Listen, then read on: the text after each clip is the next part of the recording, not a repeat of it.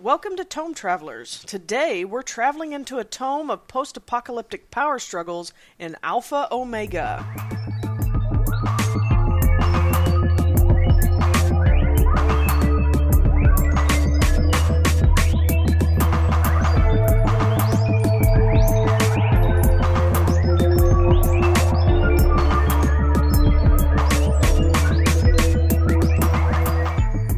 It is 2280. The world has been reclaimed by primal forces, savage and deadly. Humanity is evolving, its ingenuity unchained. It fights to reach out from beyond the protection of its great cities and reestablish global order. However, ancient war returns, fought by legendary enemies of incredible power threatening all that has been rebuilt. Alpha Omega is a world of imagination and limitless possibility. It is home to endless adventures, epic heroes, vile villains, horrific monsters, and unknown dangers. It is a world ready for you and your imagination. All right, well, awesome. They did not use the Oxford comma on this last list here. And that's a pretty old book. That should have had it on there. Yeah, it's only recently have they gotten relaxed. They've relaxed on the Oxford. This was 2008. Still, yeah, 10 years ago. Yeah. Mindstorm Well, no, Labs. it's only recently they've become very lax about it. I don't know. Well, see, I will say that my formal education failed me with the Oxford comma. I was taught comma, comma, comma, comma, and then when you got to the end, you didn't put the. That's terrible. No. But that you did not put the comma before the and. For whatever reason, I never had a teacher grade me off on that. I feel like I was taught that. And then afterwards, people were like, no, you need to put the comma all the time or else. Like, they would give me examples of how it reads weird, and I was like, oh, okay, yeah. And I get it, and so I try to do it now, but it is a hard habit to break if that's something that you did for 20 years. Well, in the post-apocalypse, nobody cares about your punctuation. Yeah. That's well. Punctuation goes to the side of the road. In the current pre-apocalypse, very few care about correct punctuation. So Very true, very true. Well, today we are diving into the book Alpha Omega, which is a strange property that I like to think of as the property that could have been big. We'll get into that. The people who made this game did a great job on it, and it has a strong fan following, but before we get there, we definitely should introduce ourselves. I am, of course, John, and I'm here today with Roxy, as usual. Mm-hmm. And Sam. Yeah, so we are back after, I guess by this point, Dark Sun has released, and Rapture should be coming out soon. Rapture will drop before we drop this one, yes. Yeah. Rapture. So, the one that we did last time with the weird okay, gotcha. spiritual... The Dark Sun one I'm interested in. Yeah. So... This is a game that came out in 2008, and that wasn't that long ago. It's 10 years ago. It was right after the D20 bomb. But before we get to that... when you say D20 bomb, do you mean like everything became D20? Well, or did D20 bomb, fail? It bombed. It failed for a while there. Because there was a period of time that we kind of touched on where... everybody went to D20 licensing, and then all of a sudden nobody wanted to role play because it was like, why do I need to buy your books and play these games when I just need one book and the SRD and I don't have to play anyone's game? I don't need to spend more money. Yeah. And so the role playing community almost fell apart pretty bad for a while there. But before we get to that, we need to talk about the historical info. The historical? Historical info. The hysterical info. You didn't even misspell that on our outline, I know. and yet you completely butchered it. Yeah. Dirty laundry. In the post-apocalypse, no one cares. Laundry day is Thursday, Sam. Damn it! It's all dirty. So, in 2008, big things that happened. The famous disappearance of Indonesian flight 574. Now, has it ever been found? Go ahead. I don't think it has. No. Pieces of it were found floating in the ocean, but nothing major. I mean, these were small Like no pieces. black boxes or anything? Nothing. It's like it disappeared off the face of the planet. Or was it flying at? It was supposed to go... See, I don't know this story. It left India I was a child. I'm trying to remember. They tracked it. It started going south out over the Indian Ocean. Oh, is this the one that didn't go the way it was supposed to go? Yeah. Like it veered off path? It Okay, I veered kind of off remember it. south over the Indian Ocean, and after a while, was never seen again. I had a It lot dropped off the radar, I believe. Yeah. They descended or something to that effect. Yeah. No, see, I had a lot of personal stuff going on, so I was very self-centered at that point, and I just didn't see how to... That was when I lost my job and everything. But it has given rise to so I'm sure. many crackpot theories. Oh, wow. Yeah. I'm surprised I haven't heard the Illuminati was responsible. Oh, come well, on. they were, I'm sure. clearly. I'm sure that someone has crap. said that. Somebody has, definitely.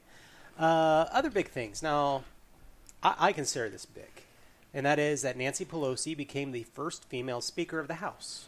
I remember when she was brought in, Yeah. the Republicans had a field day with it. Yeah, She does have crazy eyes. Yeah. I will say. I do remember that. I was like, ooh, she looks nuts. I'm not sure how I feel about this. Like her or hate her, it's a huge part of history. I mean, It in is. my No, it opinion, is, it for should sure. be. Oh, yeah. It's a big part.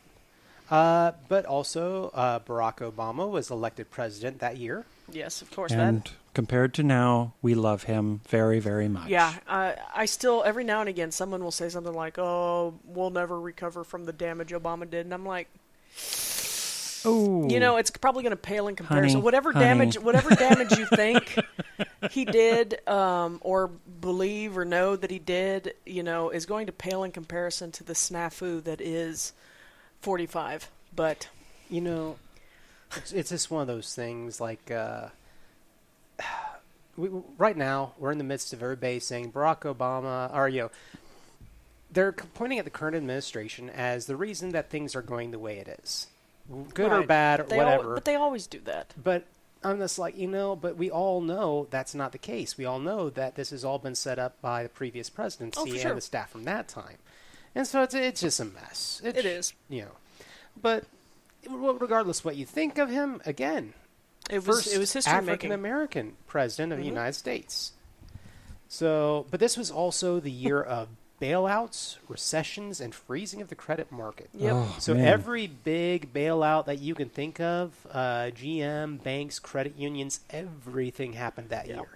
Larry Flynn asked for, Yeah. or Flint asked for his bailout that year. I remember the huge SNL scandal back in the late 80s, Charles Keating and that everyone was just like, oh my God, this is just astounding. How could this happen? And of course, look what happened. It happened all over again with Enron and everybody else. Yep. So, Yeah. But that was a crazy year. Was with this all also the year of Bernie Madoff? that. I'm not certain. Bernie Madoff, I think, was shortly after Enron, I think.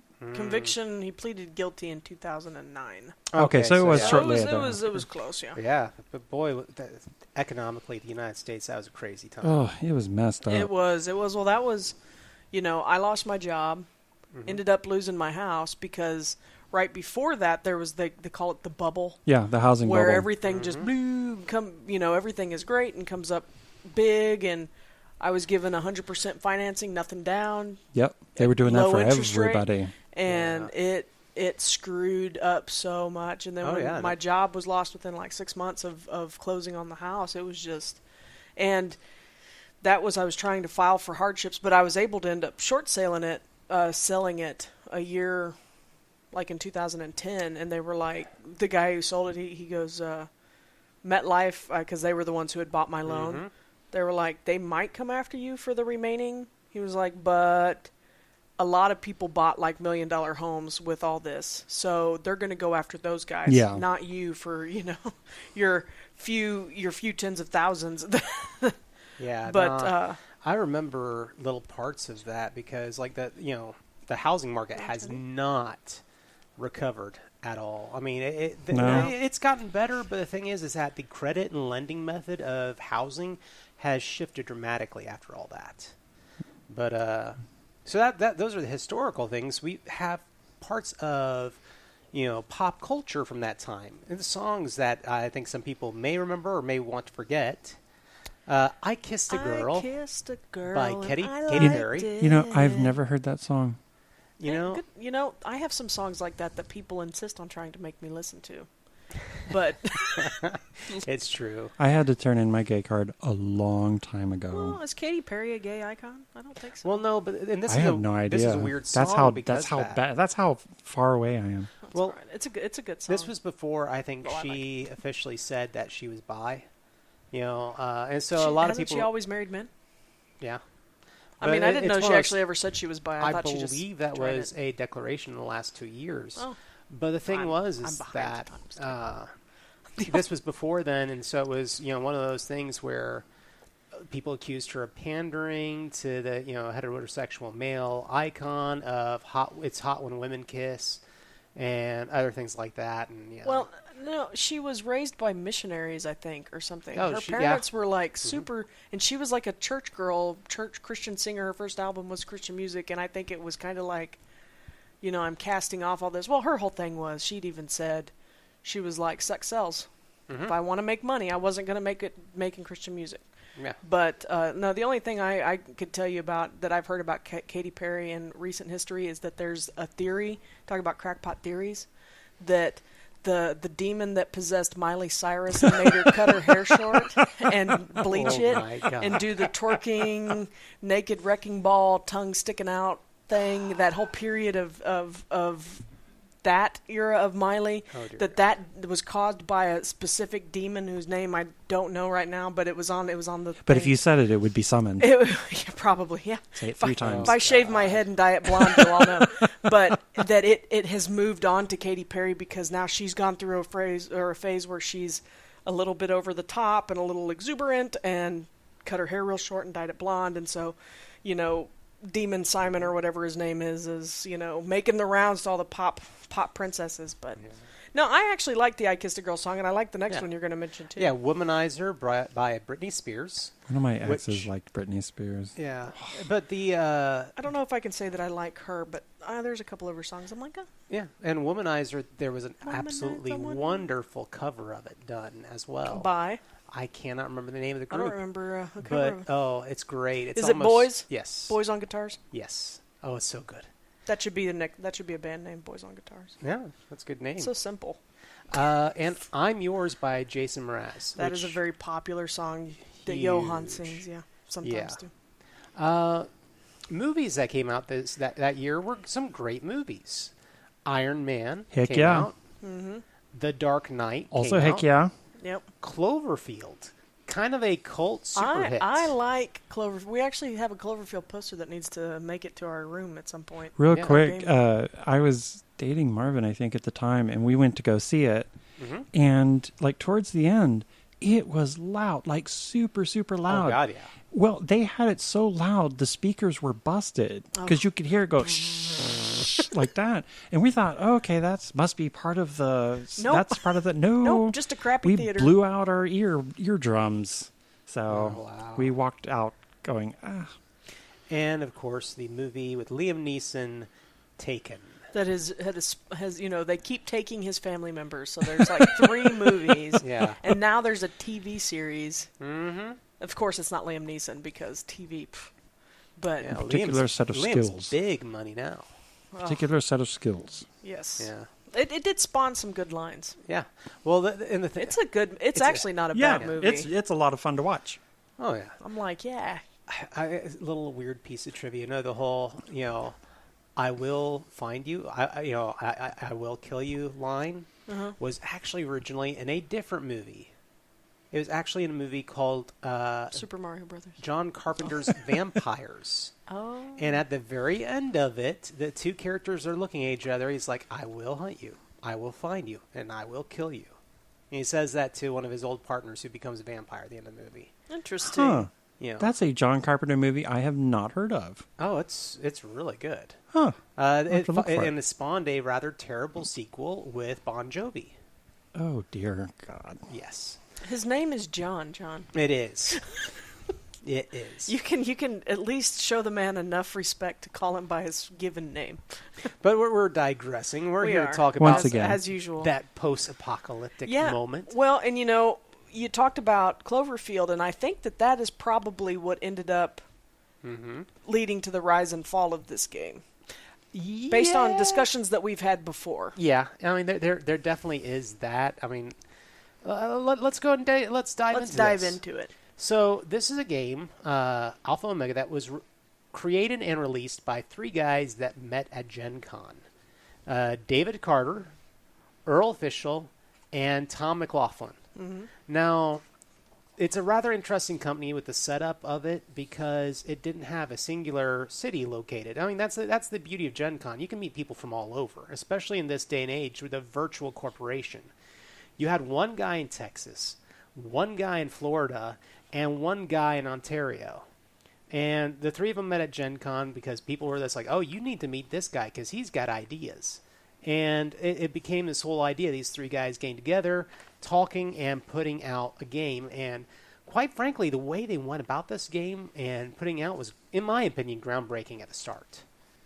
Alpha Omega came out in a viral media storm with a webpage that had strange post-apocalyptic imagery.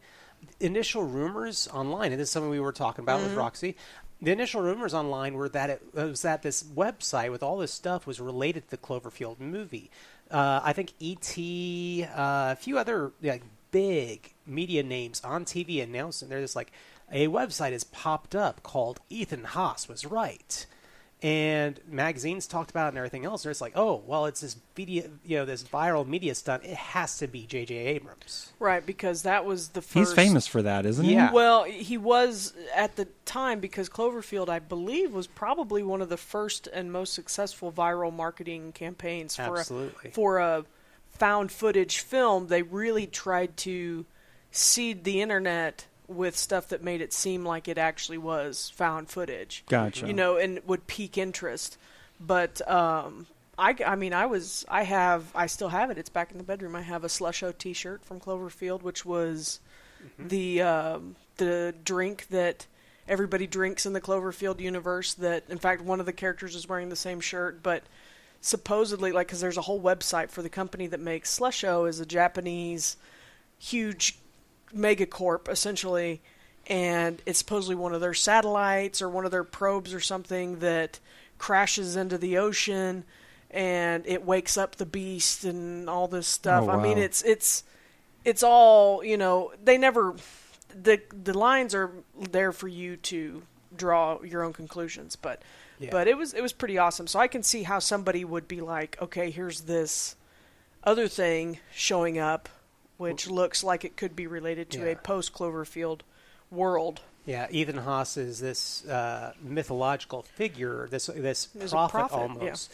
who is saying that creatures from outer space are coming to destroy us, which very much fits in line with the concept of Cloverfield and the other movies that followed it up, Cloverfield Lane and things like that by J.J. Abrams. Yeah, but those came out so much later that Ethan Haas would have had no bearing on them whatsoever. But it does fit within the mold of what we expect from J.J.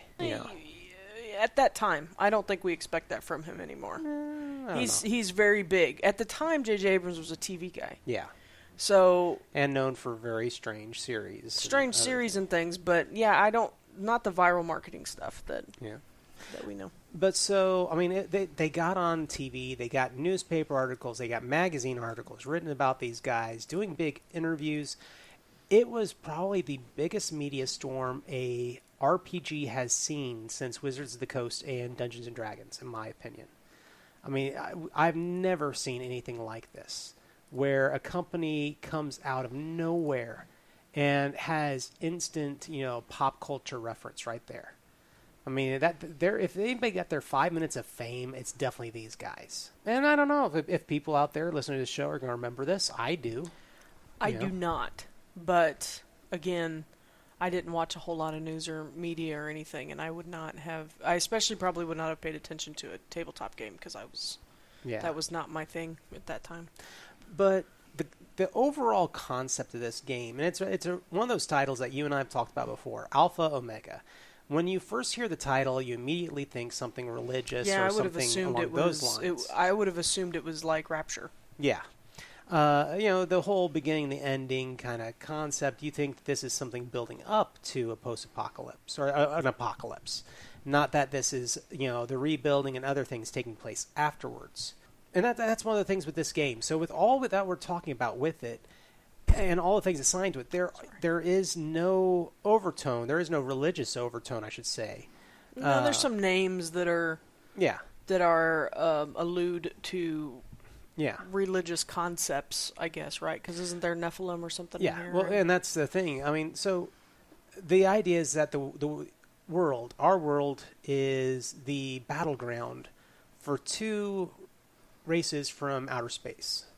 One race looks like demons, one race looks like angels. And these two races come together and fight their war off, here on Earth, settling whatever conflict rather than settling it out in space, but settling it here. And they have sent their own children. Their children are offspring, whether genetically created or whatever, between their race and humankind. So you have these Nephilim and you have these other creatures that look somewhat demonic, and sometimes they're somewhere in between. But this is where this game kind of springs from. This idea is that these two races are returning to Earth, and they've sent their heralds, I guess would be the best way to put it, ahead of them. But that doesn't mean they're prophets. Yeah, it doesn't mean that they're heralds or that everybody that is one of those things knows what's going on. A lot of people are completely caught unaware of this. But so the world goes to hell in a handbasket, and these creatures still have not arrived. But the setting is the post-apocalypse. The world is being rebuilt. There's new technology. There's new everything. There's superpowers. New technology or no technology? New technology. Okay, I thought you said no. No, this is one of those things where we might as well talk about. This is what I like to call a kitchen sink game. I mean, we talk about it with Besom, we talk about it with Rifts, where it's a game that anything that you could imagine based on the plot line, wherever you want to take the story, you could. It's like, in Rifts, there's the areas where there's a lot of technology, there's androids, there's areas where it is straight out of a fantasy realm with dragons and knights and other junk. There are areas where it's the post-apocalyptic, street level games where it's a bunch of thugs and gangers and torn up cities. There's vampires, there's elves, there's everything you could possibly imagine all thrown into Rifts. This game is a lot like that. So there are humans, there are androids, there are Grigori from mythology, but they're aliens as well.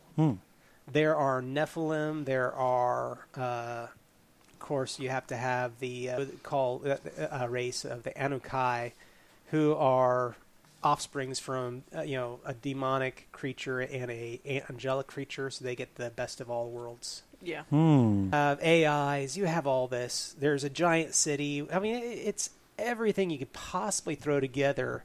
The human, the Necrosi, the remnant, bioengineered, Nephilim, lesser Nephilim, Grigori, lesser Grigori, and Anunnaki. Yeah. And artificial intelligence are the races or the species available. So it is that kitchen sink role playing game, and the way the book comes off for me, it's like Mad Max meets Aliens meets Judge Dredd, honestly, because it's got the huge mega city kind of feel to it, but it's got that little dash of everything else in there. It's a lot of dark properties to it. So, we can kind of jump into the book at this point. It is... Yeah, I've looked at it a little bit before, so if you would like to look at it, Sam. It's a hardbound book. That's all the races. And its structure and design is a little bit off-putting to me because it is... it's your standard book size for a role-playing game, 8.5 by 11, but it is done in landscape rather than... Well, actually, it's smaller because most books are a little bigger than that. Yeah. Standard RPG size. But it sticks out on a shelf weird. Yeah, because it's landscape. It's landscape orientation. So it's shorter than it is, it's shorter than it is wide, and it just doesn't fit on a bookshelf. Drives me nuts. Well, at least you'll notice it immediately. Yeah. True, and that's kind of one of those things is they wanted their game to stand out. It's like other softbound games that are smaller format. Besom was a small format book. Panty Explosion is a small format softbound book, and they all fit on a certain way on a shelf. masks, and a lot of other new games are shorter, I kind of size. felt like Bessem was the size, and even Tokyo Brain Pop. I feel like they're manga sized. They are kind of to fit with the content. It's like it was early Photoshop, digital tools, artwork. I mean, you can look through it here, and I mean it's just some of the effects on the artwork. I mean, it's a colored book. Let's toss that out there. It's also in color, which gives it's not the ugliest book I've ever seen. It's just it is in color, and I give big props for that, especially in that time period when printing was not what it is today. Not a whole lot of pictures. Not a whole lot. I just feel like wall of text right now with everything. I guess most of the pictures, there's some, but it's small. People really loved the artwork for this game when it came out. It's interesting. It just doesn't look that interesting to me, I guess. But there definitely is a lot more polish to this book than some of the other indie books we've looked at. The artwork and how it's laid out kind of reminds me of 3rd edition D&D.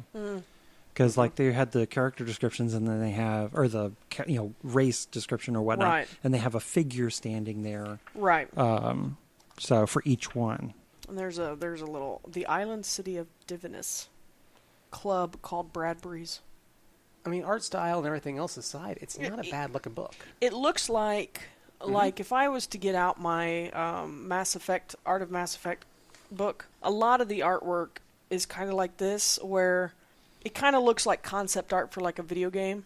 So it looks good, but it looks like maybe it was meant for something else eventually. Yeah. But it's not ugly. They've got a very thought out concept of what the world looks like. There's continental sections in there for the different continents and the different countries and divisions and things like that. So it's quite far reaching in its scope. They did a great job on this, and they did put out follow-up books for it, GM Screen and everything else. And it has its own style to it. I really don't have a lot negative to say about the book. The fonts look decent. The spacing's good. Like I said, it's actually a pretty good-looking book. Now, moving past that, though, system-wise, they introduced a lot of new system stuff with this game. So it was what they called a 6D or 6-6 system. I guess they didn't want to say 666 or something, or 6D6. It would have fit in with the theme. Yeah. I don't know why specifically they called it that. Because it's 2D6s, isn't it? No, actually. Is it not? Okay. No, this is a really weird game. To put it in the most simplistic terms, imagine that you have things you can do around. And you can dedicate a certain amount of dice across those 5 rounds. And then the round repeats. So if you want to be able to do a lot of stuff, you dedicate all your dice at the start of the round. If you want to hold off, you hold off at the end of the round, whatever. Now, what makes this game interesting as well was there was a scaling to that dice. Like, the more points that you had for your character, the larger the dice was that you could roll. And that reminded me a lot of the complaints people had with Dungeons and Dragons 4th edition, the idea of a scaling difficulty. Like he also, like the spells in 4th edition scaled, the dice size went up. As you scaled in levels and everything else. Now this game doesn't level; they call it evolving. Yeah. Your number scores go up, but you don't actually gain levels. Gotcha. So it was a different idea altogether. I think that threw off a lot of people because it was wrapping your mind around a completely new system. But there are people who are super hardcore about this game. Oh, okay. So yeah, it looks like you have a quality score, and based on your quality score, it tells you what your dice pool is. Yes. So like if your quality score is 24 to 25, you roll 66. If it's 77 to 80, you can roll 1d20 and 5d12. Yeah. With an average, it must be with an average score of 43. Yeah. And a max score of 80. So, wow. Yeah. I can imagine a game, kind of, going through, and I'm pretty sure towards the end everyone's got handfuls of dice at that point. Yeah. And it depends on, I guess, what segments you use them into. And I think that's an interesting thing to point out. This is my favorite line in the book so far. As there is no such skill as table flipping. The athleticism quality would be used, yeah. No, Dang it! I'm going to flip this book. How dare you not give me table flipping as a skill? So this game, I feel, went into new areas that we think are like groundbreaking today. But this game, again, 2008, there are things that I want to toss out there. I'll start with this one, even though it was one of their last actions, and that is that they brought on Rich Osterhott as their community director. Now, Rich Osterhott was had experience in being community director. He actually was the community director for Shadowrun for the virtual Seattle and wrote many games, including games and modules for Shadowrun in 2nd edition. So his name was kind of known in the background and also in community running. And I know neither of you had any experience in Shadowrun's community, but for 3rd edition and everything else, it was a really cool community. There was a lot of interaction and people talking online and getting information, and I really liked it. There were even some online modules that you could download that were kind of professionally made. And that I really appreciated. So I think Rich was a great guy to bring in on that. But so the idea of an online community, that to me is something that people talk about now, like Dungeons and Dragons has D&D Online with a lot of the boards and people coming together and putting up modules, putting up classes, putting up plot ideas. That all sprung out of games from this era. I mean, it's not something that's new, but it's something we definitely appreciate now. Mm-hmm. Looking at this community and this game as it continued. Like I said, they put out a couple different books, and I've actually seen a book for Alpha Omega that was now not landscape, but portrait mode. And I was like, I've never seen that before. I was going to say, because on their website, everything is still landscape. Yep. And that's another thing. So recently, when I was looking up information on this game to try and get ready for the show, it was hard to track down stuff because this company's been defunct. What is it? Mindstorm Labs. Yeah, Mindstorm Labs. There's nothing out there for this. Or wasn't. And then in the last few months, their company website is up. Yeah, I clicked on it, and it's still The Encountered have arrived, which it looks like that came out in 2009. Yeah. Like, it lists on their products Alpha Omega Core Rulebook, The Encountered Volume 1, and Milk Run, an Alpha Omega Adventure, plus the free Alpha and Omega Quick Start Guide.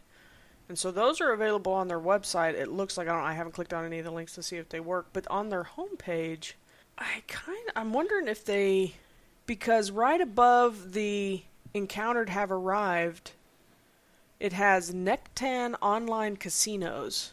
It goes on for a little bit about this Nectan Casinos and gives a .co.uk website that looks like it's online gaming, like apps and crap. I kind of wonder if they haven't been hacked, because it doesn't look like it's at all something related to this. Newsletter archives. Play at the latest casinos online. Find here a great list of new UK casinos. Yeah. So something, I probably wouldn't click on any of their stuff, like any of their downloadables, but because everything else is, like if you go to media, it's got newsletters up through September 11th, 2009, and which is talking about the Encountered.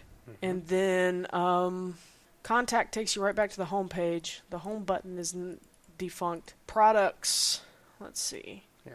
Well, I do want to toss out there. I mean, it's kind of something we usually mention later in the show, but this is a game that is available on Drive-Thru RPG. Okay, cool. So somebody is still getting money for people buying this.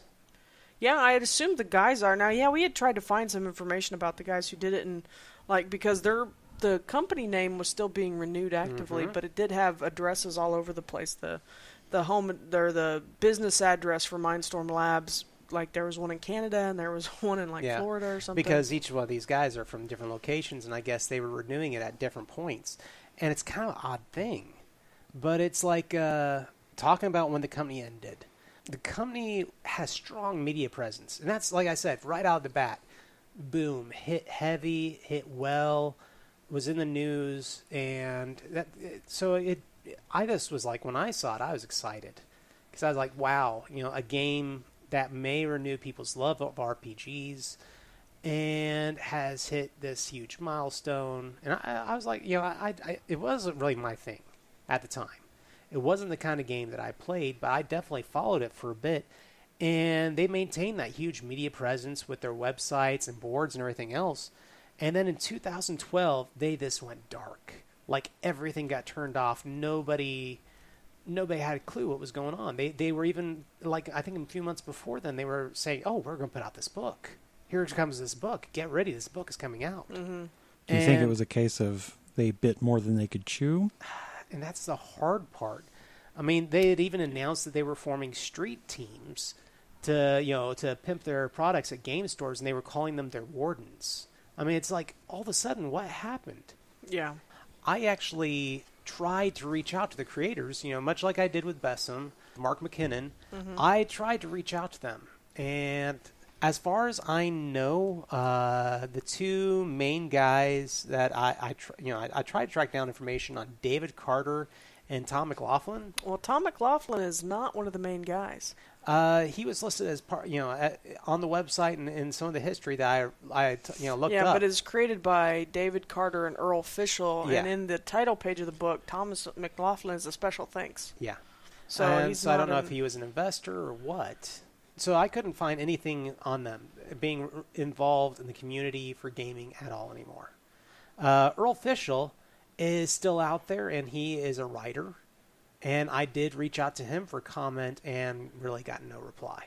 Yeah. And so it's this mystery to me of what has happened. And you go to Drive Through RPG, and you look at the reviews of this game, and people are still crazy about it. Like, the reviews on it, they're just like, wow, this was such a great game. What happened to these guys? RPG.net, it's the same thing. Wow, this was a great game. What happened to these guys? Where is all, we love this game. We want to see it do well. And I don't know. Did they bite off more than they could chew? Was it one of those things where they just exploded too quick and tried to grow too quick? Is it one of those things where... They might have just ran out of ideas. Yeah. They might have... I mean, there's a ton of crap in this. And then if they released a supplemental, The Encountered or whatever, maybe it's just, okay, this was our idea and nobody's playing it, so... Yeah. I wonder... I mean, there's just so many Did questions. Did the good... hey, this is a great game. Did that come out after, or were they saying this while the game was being out there? And from what I've seen, a lot of the big and well written out comments were between 2009 and 2012, which was still when they were pretty active. Okay. I mean, there really isn't as much now. But when those are your top comments and people look it up online, I mean, it's like, oh, wow, this game has good reviews. Yeah, David Carter is a very common name. So if you search for David Carter Alpha Omega, you either get people selling the core rule book or interviews with him from 2008, 2009. It could be also that they just ran out of steam. Yeah. They just, were going, and then they said, this is just... we're done. There's just maybe something happened or whatnot. Yeah. It's unfortunate though, because there's no sense of closure. No, there isn't. As it were. And I hate that I tried to find more information on it and really couldn't, because they were media savvy. They knew what they were doing. They talked to people, released articles. There's a radio interview of them out there that you can go download the MP3 and listen to them talk. Wow. So, and that's... I'm not trying to knock creators in general, but sometimes a lot of creators are kind of reclusive. They like their privacy. They like it's like Gen Con. Everybody's there to schmooze. You can glad hand. You get to meet a lot of creators, and that's great. But the rest of the year, it's like, please leave me alone. What was that saying? It's like Hollywood stars spend their life putting their face on the screen and then putting their glasses on because they don't want to be recognized or something like that. I did find it looks like David Carter is at least maybe represented by Edwards Professional Corporation, just creative law, creative clients, because it's got Alpha Omega David Carter. It's got the logo for the book. It's literally all it says. Yeah. And that says it was published August 17th, 2017. The only information I really could find is on the creators now is that one is writing for newspapers out in Florida. And the other one is involved in an investment firm in Ottawa still. Wow. That's kind of... Yeah. about as different as you could get. You know, they're doing their own thing. They did their... Well, like I said, the Tom McLaughlin is not listed as a developer. He's just listed as a special thanks. So, but in the interviews, I think that's why. It's like some of the interviews, he was one of the guys that was sitting there with the other two talking. So it kind of felt like... Yeah, I think he's probably an investor. Yeah, yeah. He's probably the money man behind that it looks like he potentially is a financial investor. I bet he was a hype man with a checkbook. So there is this huge mystery, and there is this game. So that we'll never play. And there is the question: would anybody ever want to play it? You know, with new things coming out, is this a game anybody would want to return to? And I don't know. I'll say this: I like the world idea. I've always been a fan of aliens coming down and mankind getting ready for some kind of resistant fight or whatever else. There's always this, the underdog battle is something that anybody wants to do. I mean, you're like, oh yeah, I want to play the underdog. I want to have this enormous enemy coming against me. You feel heroic doing stuff like that. It's kind of like Beowulf taking on the dragon or whatever. Yeah. You want that feeling. You want that feeling of you're the small thing up against this huge force. I like that idea, and I like the world concept. I don't think I like the game as far as system goes. I would want to play it in some other way. What about y'all on that? I don't think it. I think the system looks too out of the ordinary. Like too. I mean, it's probably not that complicated if I sat and read it, but it just looks like because it's got a whole section on mechanics lingo. So not only are you throwing me a new system, you've already announced that you're using terms that may not be normal what you would be used to using. And so it's like, well, so now I have to learn a whole new language to go, because it's not a short list. It's a lengthy list of mechanics lingo. And so you have that plus just understanding the segments and understanding your turns and your dice pools and it feels like it's too much for one book, one supplement, and one adventure being published. It's basically on you to create your own adventure in this world, and I feel like there's so much stuff about this world that it would take playing a few pre-written modules to get comfortable with the setting. I don't know. That's my opinion. No, I agree. There's some French role-playing games that I have invested in that I really want to play, but there's no support.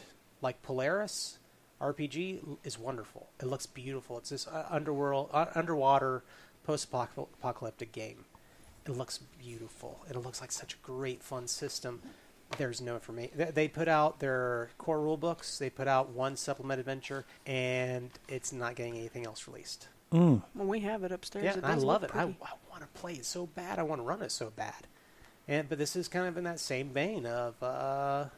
where's my support? Where's my community? Where's people who want to play it as badly as I do? Well, and it is a foreign title, I think. So it's, you're dealing with, it may have a huge overseas or European fan base, but and that's just kind not of a whole lot here. A little bit of what happened to Anima, which is another RPG we'll probably get around to talking about. But what about you, Sam? What are your thoughts on this? Well, the extra lingo thing, I definitely understand.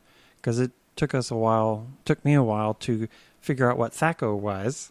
And if you say that, anyone from my age will know exactly what I'm talking about.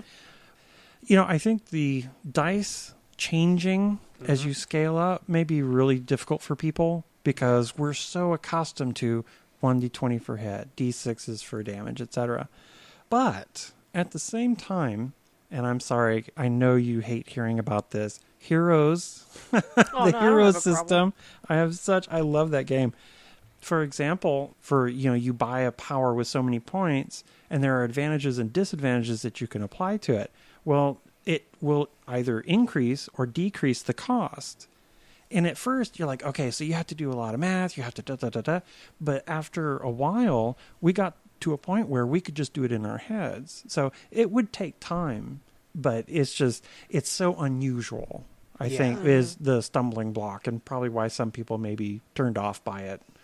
If it were not a successful system, you wouldn't be hearing praise about it. So it looks like the Tom McLaughlin that is an investor or a financial guy is probably not the same one. He looks way too young. Oh, okay. So I have no idea, but I think he may be the one from Texas because the other two are in Canada. Oh, okay. Well, there you go. So it's one of those things. I wonder if they're involved. There's several game creators now up in Ottawa. And I always wonder if they ever meet up. But for me, I Ottawa's a province, isn't it? It's not. It's not a city. One of them's in British Columbia. No, I was just saying he's not in Ottawa. They're not in Ottawa. Okay. That's what I was saying. Ottawa's a city, actually, I believe. Yeah, but isn't Ottawa Alberta? We're all in Texas. What do we know? I am not a Texan. Well, considering I deal with, city, towns and cities and countries in my job, you would think that I would know this. Because I'm constantly having to look up addresses. Canada's capital. Oh, okay. Well. Boy, we just showed off American educational system. Yeah. I don't want to say that. I will leave it to the fact that I'm in my 40s and therefore my memory isn't what it used to be. It looks like it's in Ottawa, Ontario. It looks like it's in Ontario. It really just doesn't. It doesn't.